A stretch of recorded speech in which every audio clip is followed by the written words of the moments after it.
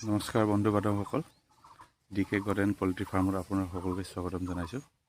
আজি আমাৰ ফাৰ্মত ছাগলী এজনী পোৱালি জগিলে, 3টা পোৱালি জগিছে। এইটো মতা পোৱালি 2টা আৰু মাইকী পোৱালি এজনী।